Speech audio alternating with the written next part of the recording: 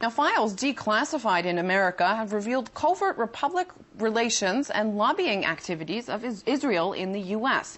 The National Archive made the documents public following a Senate investigation. They suggest Israel has been trying to shape media coverage of issues it regards as important.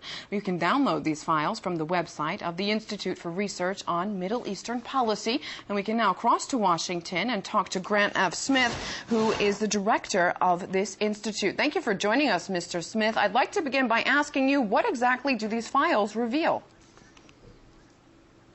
These files are from a sealed Senate investigation, which was the result of the Senate Foreign Relations Committee and the U.S. Department of Justice looking into groups that brought $36 million into the U.S. to plant stories in the U.S. media and promote Israeli foreign policy objectives in the United States. They're extremely relevant because they revealed, for example, a vast effort to divert U.S. attention from the Israeli Dimona nuclear weapons facility by saying it was merely a research center. They carefully tracked how that story was playing in the U.S. media.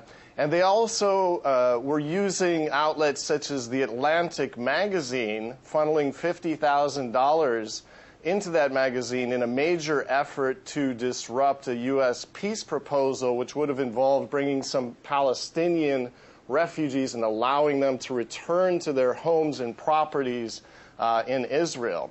The interesting thing about these... Go ahead. I was just going to say, what about the media, their side? How susceptible are they to Israeli lobbying?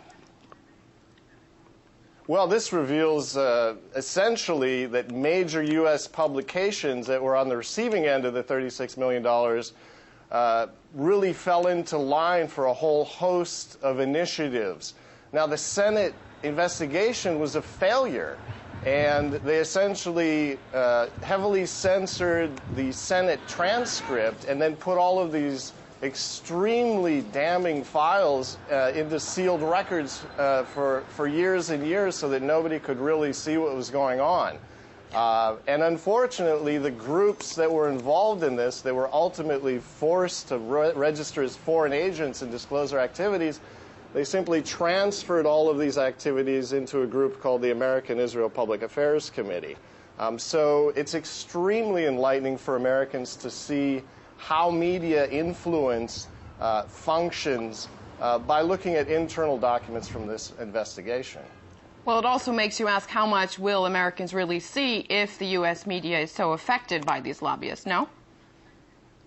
Well, yeah, that's exactly the case, because once again, you know, we're replaying history. Now, instead of trying to divert attention away from nuclear weapons in the Middle East, a magazine, again, The Atlantic, is on the forefront of an AIPAC drive to get the United States to attack Iran's nuclear facilities, again, now under the pretext that they're nuclear weapons sites. So for the United States, it's extremely important for people to see this media influence and the mechanics of it, because over the passage of time, this has only gotten worse. What does this suggest about U.S. policy in the Middle East? Is it being shaped around the interest of Israel as you see it?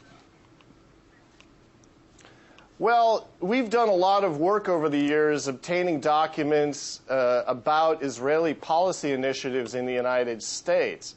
And the documentary record suggests a heavy influence on the part of Israeli politicians and various parastatal groups that work tightly with Israel without disclosing those relationships.